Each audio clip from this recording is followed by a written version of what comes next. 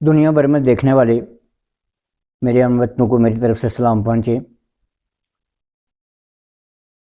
मेरे साथ इस वक्त मौजूद हैं उरूसा आज़ाद, जिन्होंने फ़ाइन आर्ट्स में मास्टर डिग्री की है। उनके बहुत सारे फ़न पारे हैं, पेंटिंग्स हैं, और वो बहुत सारे काम अभी उनके जो हैं वो जारी हैं, जिस पर वो काम कर रही हैं। आइए उरूसा आज़ाद से जानने की कोशिश करते हैं कि उनको ये शौक़ कैसे पैदा हुआ, किन किन इदारों से उन्होंने फ़ाइन आर्ट्स की तालीम हासिल की, मौजूदा वो क्या कर रही हैं और मुस्तकबिल में उनके क्या इरादे हैं, वो फ़ाइन आर्ट्स में आगे कहाँ तक जाना चाहती हैं। इस दौरान आपको उनके बने हुए फ़न पारे और जो उनकी पेंटिंग्स हैं वो भी आपको दिखाई जाएंगी। वो कुछ थोड़े अरसे से काम तो कर रही हैं, इसी दौरान उनके जो फ़न पारे हैं, पेंटिंग्स हैं, उनकी काफ़ी हद तक मांग है। अब उन्हीं से जानते हैं कि क्या आगे वो यानी तजारती बुनियादों पर ये काम करना चाहेंगी, महज शौक़ की हद तक ये काम करेंगी। ये जानते हैं उरूसा आज़ाद से। जी अस्सलाम वालेकुम। वालेकुम अस्सलाम वरहमतुल्लाह। अच्छा उरूसा, आप ये बताएं कि आपको ये शौक़ कैसे पैदा हुआ? इस फील्ड में मुझे बचपन से ही इंटरेस्ट है था। बल्कि जब मैं बचपन में स्कूल में थी तो मुझे ड्राइंग का बहुत इंटरेस्ट था, ड्राइंग में। और मैं बहुत सारी ड्राइंग्स करती भी थी स्कूल लेवल पे भी। फिर इसी तरह कॉलेज में वैसे तो मैंने एफएससी प्री मेडिकल किया था, लेकिन क्योंकि मेरा इंटरेस्ट ज़्यादा था तो फिर मैंने उस प्री मेडिकल की फील्ड को छोड़ के फिर मैंने फ़ाइन आर्ट्स की फील्ड में अपना फ्यूचर जो है आगे बढ़ाने के लिए सोचा। और फिर इसी तरह मैंने एडमिशन लिया फ़ाइन आर्ट्स में ग्रेजुएशन में, और जिसमें टेक्सटाइल डिज़ाइनिंग मेरा मेजर सब्जेक्ट था। फिर फ़ाइन आर्ट्स में फिर अच्छा, ये आपको जो शौक़ था ये स्कूल दौर से था या बाद में जब आपने इंटरमीडिएट किया और जब आप हाई क्लासों में गई तो वहाँ शौक़ पैदा हुआ, या ये मिडिल या प्राइमरी से ही आपको था? नहीं, बचपन से ड्राइंग्स का, कलरिंग का, अच्छा पेंटिंग का शौक़ मुझे बचपन से था। अच्छा। फिर तो इसके लिए आपने जहाँ जो तालीम हासिल की है फ़ाइन आर्ट्स की, आपने माशाल्लाह फ़ाइन आर्ट्स में मास्टर डिग्री हासिल की है, तो आपने किन किन इदारों से, कहाँ कहाँ से आपने ये हासिल की है? जो फ़ाइन आर्ट्स है वो मेरा प्रोफेशनली जो मैंने इस फील्ड में पढ़ाई शुरू की है वो मेरी यूनिवर्सिटी से ही स्टार्ट हुई है। उससे पहले स्कूल लेवल पे कोई ऐसा क्लासेस वगैरह नहीं होती थी इस ड्राइंग से रिलेटेड। लेकिन जो भी मैंने लर्निंग की है, एक तो इंटरेस्ट बहुत ज़्यादा था और इस वजह से जो प्रोफेशनली मुझे जो है यूनिवर्सिटी से ही मैंने ये स्टार्ट किया है। और मेरा इंटरेस्ट ज़रा उस टाइम पे टेक्सटाइल्स और डिज़ाइनिंग की तरफ, ड्रेस डिज़ाइनिंग की तरफ था। लेकिन साथ में जो है तो मुझे कैलीग्राफी में इंटरेस्ट ज़रूर था, लेकिन कभी मौका मिल नहीं सका मुझे यूनिवर्सिटी की बिज़ी स्केड्यूल में कि मैं कैलीग्राफी की तरफ भी थोड़ा-सा कुछ काम कर सकूँ। तो जब प्रोफेशनली मैंने कैलीग्राफी जो है 2020 में की, लॉकडाउन में, जब सब कुछ बंद हो चुका था तो मैं घर पे थी, तो मैंने सोचा क्यों ना अपने इस पैशन को ज़रा टाइम दिया जाए। और मैंने स्टार्ट किया, प्रैक्टिस करना स्टार्ट किया कैलीग्राफी में। और फिर इसी तरह मैंने सोशल मीडिया पे, इंस्टाग्राम पे अपना एक पेज बनाया और डिमांड देखा मैंने, लोगों का इंटरेस्ट डेवलप हो रहा है मेरे काम की तरफ, तो फिर मैंने उसको थोड़ा सा बिजनेस साइड पे भी मैं ले गई कि जैसे जैसे लोगों ने मुझसे डिमांड करना शुरू की, कमीशन ऑर्डर्स आने लगे, तो फिर मैंने उस हिसाब से फिर मैं प्रोजेक्ट्स बनाना शुरू कर दिया अच्छा, तो मैंने। ये आपने जो फ़ाइन आर्ट्स की मास्टर डिग्री ली है, ये जी, किस यूनिवर्सिटी से आपने किया है? ये कहाँ मैंने कहाँ? फातिमा जिन्ना वुमेन यूनिवर्सिटी से मैंने ग्रेजुएशन किया, बीएस ऑनर्स। और उसके बाद फिर जो है मैं प्राइवेट टीचिंग भी करती रही हूँ। मेरे बहुत सारे स्टूडेंट्स भी हैं जिनको मैंने बहुत सिखाया भी है ड्राइंग। और बहुत सारे मेरे माशाल्लाह अब हैं मेरे पास इतने सारे स्टूडेंट्स हैं कि जो मुझे जानते भी होंगे कि हमारी मैम जो है अब इंटरव्यू भी देने लगी हैं। लेकिन ये है कि बेसिकली मैं टीचिंग से ही प्रोफेशनल, तो मैंने टीचिंग से ही स्टार्ट किया, प्रोफेशन मेरा टीचिंग ही है। लेकिन ये मेरा आप समझ लें कि पार्ट टाइम में जो है, जो कैलीग्राफी का काम कर रही हूँ, ये मैं पार्ट टाइम ही कर रही हूँ। मॉर्निंग में मैं टीचिंग करती हूँ और फिर इवनिंग में मेरा जो है वो कैलीग्राफी का, क्योंकि मेरा इंटरेस्ट है, मेरा पैशन है, तो मैं चाहती हूँ कि इस पैशन को लेके मैं आगे भी काम करती रहूँ। तो अभी जो आप काम कर रही हैं ये किस हद तक है? आप तजारती बुनियादों पे कर रही हैं, महज आपका शौक़ है, या आपसे किसी ने जो आपके ये फ़नपारे हैं, पेंटिंग्स हैं, जो और चीज़ें आपने बनाई हैं, इस पर कोई कहीं से किसी ने आपसे मांगा हो कि हमें ये चीज़ चाहिए, हमें बना के दें? क्या रिस्पांस मिला आपको लोगों से, जिस जिस हद तक लोग आपको जानते हैं इससे पहले? अल्हम्दुलिल्लाह रिस्पॉन्स तो अच्छा था मेरा। ऐसा होता है कि मैं एक प्रोजेक्ट पे, एक पेंटिंग पे काम करती हूँ और फिर जब मैं पोस्ट कर लेती हूँ तो उससे रिलेटेड फिर मुझे ऑर्डर्स आते हैं कि हमें भी ऐसी ही पेंटिंग चाहिए। तो मेरे पास स्टॉक नहीं होता, जो भी मैं पेंट करती हूँ वो फिर मेरा निकल जाता है, हमसे सोल्ड आउट हो जाता है मेरा जल्दी ही। लेकिन ये है कि जिस तरह आपको पता है आजकल महंगाई किस तरह जा रही है, तो जिस तरह मेरा इनिशियली स्टार्ट हुआ था और लोग बहुत ज़्यादा परचेज भी कर रहे थे, ऑर्डर भी कर रहे थे, अब उस तरह का इतना ज़्यादा नहीं करे। लेकिन ये है कि मेरी कोशिश है कि मैं बनाती रहूँ, काम करती रहूँ। और आपको पता है कि कुरानी आयात की अपनी कितनी बरक़ात होती हैं, और घरों में अगर आप ये लगाते हैं तो बरकत तो होती है। और अल्हम्दुलिल्लाह अपने फ्रेंड्स, फैमिली, इन लोगों का सपोर्ट जो है मुझे रहा है हमेशा से। और जो मेरी पेंटिंग्स जाती हैं तो रेफरेंस के थ्रू ही जा रही हैं कि फ्रेंड्स ऑफ फ्रेंड्स ले गए या इस तरह। तो लेकिन अच्छा है रिस्पॉन्स माशाल्लाह मेरा अच्छा जा रहा है। और लास्ट ईयर तो मेरा इतना अच्छा गुजरा कि मैं सारा साल ऑर्डर्स पे ही काम करती रही। और नेशन वाइड तो करती हूँ, लेकिन इंटरनेशनली भी मेरे ऑर्डर्स जाते हैं अल्हम्दुलिल्लाह। मेरी बहुत सारी पेंटिंग्स यूके में सेल हुई हैं। अभी रिसेंटली दिसंबर में मेरी तीन चार चार पेंटिंग्स जो हैं मेरी यूके में भी गई हैं। तो काम तो अच्छा है। तो जैसा कि आपने कहा कि आपने इंस्टाग्राम पे अपना एक पेज बना रखा है, तो उस पेज के हवाला से आपको क्या रिस्पांस मिला लोगों की तरफ से? माशाल्लाह इंस्टाग्राम पे मेरा पेज है इटर्नल ऑब्सेशंस के नाम से, इटर्नल ऑब्सेशन ऑफिशियल के नाम से। और मेरे फॉलोअर्स उसमें 17 के तक हो गए हैं। रिस्पांस बहुत अच्छा है, वहाँ से भी मेरे ऑर्डर्स आ जाते हैं।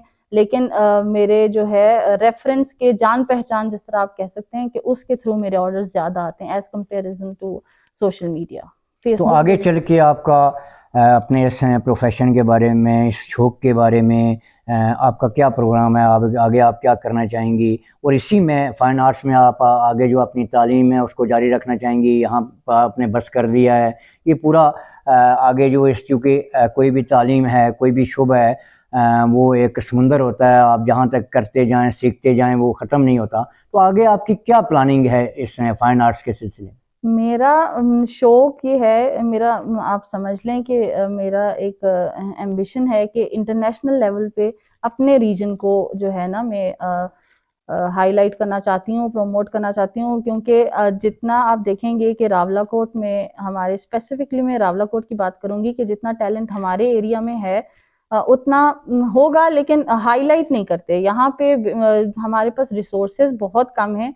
और उन लिमिटेड रिसोर्सेज में रहते हुए जो बच्चे और लड़कियां, लड़के यहाँ से निकलते हैं, वो कामयाब तो डेफिनेटली होते हैं। और मैं चाहती हूँ कि मैं इस फाइन आर्ट्स की जो फील्ड है उसमें यहाँ पे जो भी मतलब मुझसे जो जूनियर्स आए हैं, वो सब यही मुझसे पूछते हैं कि इसमें क्या स्कोप है, आपको क्या स्कोप मिलता है। तो आप देखेंगे कि फिर बच्चों को इस चीज़ में बहुत जो है रिस्ट्रिक्ट कर दिया जाता है कि नहीं, इस फील्ड में कोई स्कोप नहीं है। आपने या तो मेडिकल की फील्ड चूज़ कर लें, या इंजीनियरिंग की कर लें, या कोई ऐसी फील्ड चूज़ करें जिसमें आप कोई फर्दर जो है काम कर सकें। लेकिन अब देखें टाइम ऐसे बदल गया है। तो मैं जब मैंने स्टार्ट किया था तो तब वाकई में इस फील्ड को ऐसा बस ड्रामा ही समझा जाता था कि ऐसा इसमें पढ़ाई तो कोई होती नहीं है, बस ठीक है ड्राइंग करते हैं, पेंटिंग करते हैं, और बस यही होता है, पढ़ना लिखना तो है नहीं। लेकिन जब आप जो लोग कर चुके होंगे फाइन आर्ट्स, और जो लोग इस फील्ड में होंगे, उन वो मुझसे एग्री करेंगे कि सिर्फ ड्रामा नहीं होता, पढ़ाई लिखाई प्रॉपर जो है आपको हिस्ट्री वगैरह हर चीज़ की पढ़नी पड़ती है। और मैं तो हम मेरी न्यू जनरेशन को ज़रूर सपोर्ट करूँगी कि वो जो है इस फील्ड में ज़रूर आएँ, ये फील्ड बहुत वास्ट है, इतनी नहीं है जितनी कि हमारे यहाँ समझा जाता है। ये बहुत, इसमें बहुत सारी चीज़ें हैं जो आपको आगे आपकी फ्यूचर लाइफ में हेल्प कर सकती हैं। तो आगे चल के जैसा कि आपने खुद ये डिग्री हासिल की है, तो क्या आपका कोई इस तरह का रुझान बनता है कि आप कोई इंस्टीट्यूट कायम करें, कोई इदारा कायम करें, जिससे बाकी जो हैं आने वाले लोग भी ये सीख सकें, आपसे इसकी तालीम हासिल कर सकें और वो भी इस मैदान में अपना लोया मनवा सकें? इस तरह का कोई आपका प्लान है आगे? बिल्कुल, बिल्कुल। मुझे मेरे इंस्टाग्राम पेज पे बहुत सारे मैसेजेस आते हैं कि आप वर्कशॉप्स कंडक्ट कराएँ और हमें सिखाएँ। इनफैक्ट फेसबुक पे भी मुझे लोग मैसेजेस करते हैं कि आप जो है हम आपसे कैसे सीख सकते हैं। तो मेरे अभी तो स्टार्ट नहीं किया एज़ सच वर्कशॉप, लेकिन मेरा प्लान है कि मैं यहाँ रावलाकोट सिटी में ही वर्कशॉप्स ऑर्गेनाइज़ करूँ। बेशक ज़्यादा टाइम के लिए ना हो, लेकिन 1-2 दिन की वर्कशॉप हो जिसमें थोड़ा-सा नॉलेज मैं दे सकूँ जिन लोगों को इंटरेस्ट है। हमारे यहाँ पे ड्रॉबैक ये है कि जो चीज़ें हमें रिक्वायर्ड होती हैं, जैसे मटेरियल वगैरह होता है, वो हमें यहाँ पे प्रॉपर्ली अवेलेबल नहीं होता। तो इस वजह से फिर वो मटेरियल के लिए मुझे कभी पिंडी से मंगवाना पड़ता है, कभी मैं लाहौर से भी ऑर्डर कर लेती हूँ। तो ये चीज़ें थोड़ा-सा ज़ाहिर है, आपको पता है हम जिस इलाके में हम हैं, थोड़े से हमें मुश्किलात का सामना तो है, लेकिन अगर हम इस पे काम करें और गवर्नमेंट लेवल पे भी मैं ज़रूर ये कहना चाहूँगी कि फाइन आर्ट्स का डिपार्टमेंट, अब यूनिवर्सिटी हमारी माशाल्लाह डेवलप हो गई है इतनी कि वहाँ पे मैं आई होप कि फाइन आर्ट्स का डिपार्टमेंट भी स्टार्ट हो जाए, क्योंकि जो लोग इस में इंटरेस्ट रखते हैं उनको एक अच्छा जो है रास्ता मिल जाए अपने फ्यूचर को लेके चलने का। अच्छा, तो ये बताएं कि मुस्तकबिल में आपके फाइन आर्ट्स को लेकर आपके क्या इरादे हैं, आप क्या करना चाहेंगी, कहाँ तक जाना चाहेंगी आप इसमें? मेरा दिल तो है कि मैं एग्ज़िबिशन्स कराऊँ, और अभी तो मेरे पास इतना स्टॉक मौजूद नहीं है, क्योंकि वो जो भी मैं बनाती हूँ वो सोल्ड आउट हो जाता है। तो मैं चाहती हूँ कि मैं एग्ज़िबिशन्स कराऊँ, विद इन पाकिस्तान भी कराऊँ और इंटरनेशनली भी कराऊँ, ताकि मैं अपने इलाके का एक नाम जो है ना इंटरनेशनली देखना चाहती हूँ। रावलाकोट का स्पेसिफ़िकली आज़ाद कश्मीर में। अच्छा, तो ये जो आपके बाद आने वाले जो तालिबे इल्म हैं फ़ाइन आर्ट्स के, जो लोग मज़ीद इसमें जाना चाहते हैं, जो अभी तालीम हासिल कर रहे हैं, उनको आप क्या पैगाम देना चाहेंगी? मेरा पैगाम तो उनके लिए यही है कि स्टिक टू योर गोल, अपने गोल के साथ स्ट्रिक्ट रहें। आप यकीनन जो है फ्यूचर हमारा ही है, और इन लोगों की बातों में बिल्कुल ना जाएं कि इसमें स्कोप नहीं है या आप क्या करेंगे। हम बहुत कुछ कर सकते हैं और हम घर बैठ के भी कर सकते हैं। मैंने अपना काम जो स्टार्ट किया था, मेरा जो फैशन डिज़ाइनिंग से मैंने स्विच कर दिया कैलीग्राफी की तरफ। फैशन डिज़ाइनिंग में भी मुझे बहुत सारे इश्यूज़ हमारे एरिया में रहते हुए मुझे फेस करने पड़ रहे थे, जिसकी वजह से मैंने ऐसा स्टार्ट किया काम कि मैं घर बैठ के सोशल मीडिया की हेल्प से जो है अपना काम इंटरनेशनली भी उसको प्रमोट कर सकूं। और अल्लाह का शुक्र है कि मेरा बहुत अच्छा जो है मुझे इस चीज़ का रिस्पॉन्स मुझे मिला है। और आज मैं आपके सामने हूँ। कल को मुझे कोई जानता नहीं था, अब देखें अपने काम की वजह से मैं यहाँ स्टेज तक पहुँच गई हूँ। इंशाल्लाह स्काई हैज़ नो लिमिट। अच्छा, तो आखिर में आप ये बताएं कि आप अपने जो इदारे हैं, जैसे यूनिवर्सिटीज़ हैं, कॉलेजेस हैं, उनको आप क्या पैगाम देना चाहेंगी, और जो आप हमारे अरबाब इख्तियार हैं, हुक्मरान हैं, उनको क्या पैगाम देना चाहेंगी इस हवाले से, इस तालीम के इस शोबे के बारे में या इस पेशे के बारे में? आप इदारों को या अपने अरबाब इख्तियार को क्या पैगाम देना चाहेंगी? मेरी तो रिक्वेस्ट ये होगी कि आप काइंडली इस फील्ड से रिलेटेड जो है आप डिपार्टमेंट अपना यूनिवर्सिटी में भी स्टार्ट करें। और कॉलेज स्कूल्स में तो एक आर्ट की क्लास हो जाती है बच्चों के इंटरेस्ट से रिलेटेड, लेकिन कॉलेज लेवल पे भी और यूनिवर्सिटी लेवल पे भी आप जो है तो ये डिपार्टमेंट स्टार्ट करें, ताकि बच्चों को इस चीज़ के बारे में पता भी चले। और ये हमारे ये आप समझ लें कि एक टेक्निकल फील्ड ही है, क्योंकि जैसे हम तो बस बन चुके हैं कि बनना है तो डॉक्टर ही बनना है, या फिर कुछ और नहीं बन सके तो टीचर ही बनना है। तो बच्चों को मौका दें, बच्चों की जो है टैलेंट को देखें, और जो जिस चीज़ में बच्चों का इंटरेस्ट है उस चीज़ में बच्चों को आगे जाने दें। और गवर्नमेंट से मेरी यही रिक्वेस्ट होगी कि इस फील्ड को प्रमोट करें, और हमारे रावलाकोट में ज़रा इसके लिए आप थोड़ा-सा काम करें, ताकि इंटरेस्ट वाले, क्योंकि इंटरेस्ट बहुत है, बच्चों का भी बहुत इंटरेस्ट है और बड़ों का भी इंटरेस्ट होता है इस फील्ड में। लेकिन फिर हमारा हालात ऐसे हैं यहाँ पे कि हमें चीज़ें ही नहीं मिलती, तो फिर काम तो बहुत ही मुश्किल हो जाता है। लेकिन नहीं, इंशाल्लाह इंशाल्लाह मैं देखती हूँ कि बहुत सारे लोग अब इस तरफ जा रहे हैं, और फैमिली की सपोर्ट भी बहुत इम्पोर्टेंट होती है कि घर वाले आपको इस फील्ड में जाने की इजाज़त देते हैं कि नहीं देते, कि ये क्या फील्ड है, इस पे पैसे बहुत ज़्यादा, इन्वेस्टमेंट बहुत ज़्यादा है, लेकिन आउटकम आपको नहीं मिलता। लेकिन ऐसा नहीं है, अब आप घर बैठ के भी आप अपना काम कर सकते हैं और दुनिया को अपना काम दिखा सकते हैं। जी उर्सा, आपने अपने जो ये पेशा जो आपने अपनाया है, जो इसमें तालीम हासिल की है, उसके बारे में आपने बताया हमें। जम्मू कश्मीर टीवी ऐसे लोगों को तलाश करता है और उनकी जो टैलेंट है उसको दुनिया के सामने रखने के लिए हर वक्त जो है वो गर्दिश में रहता है, ऐसे लोगों को बल्कि ढूंढता है। तो हम आपका हमेशा साथ देने के लिए तैयार हैं, बल्कि आपकी तरह के जो भी लोग अपने इस रियासत का, अपने लोगों का और अपनी कौम का जो नाम जो है वो रोशन कर रहे हैं, उन सबको हम जो है वो इसी तरह अपने चैनल के हवाले से, अपने इदारे के हवाले से उनको मुतारफ़ करवाते रहेंगे। उनकी जहाँ तक हमारी मदद की ज़रूरत है हम उनकी मदद करते रहेंगे।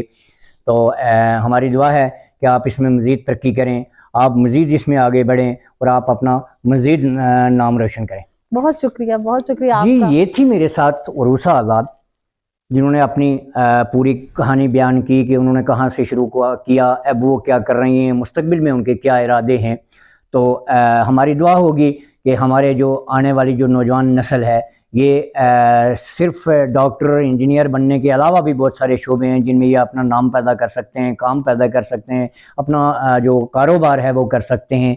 हर लिहाज से उसकी जो है वो इनके लिए मददगार साबित हो सकता है। तो मेरी दीगर जो आने वाले हमारे तालिब इल्म हैं, जो कॉलेजों में हैं, यूनिवर्सिटियों में हैं, उनसे मैं भी ये गुज़ारिश करूँगा कि वो सिर्फ डॉक्टर, इंजीनियर ही ना बने, दीगर बहुत सारे शोबे हैं जिनको वो अपना सकते हैं। मिलते हैं किसी दूसरे प्रोग्राम में। मुझे दीजिए इजाज़त। Ajmal Shaheen, JK TV, Rawalakot, Jammu Kashmir.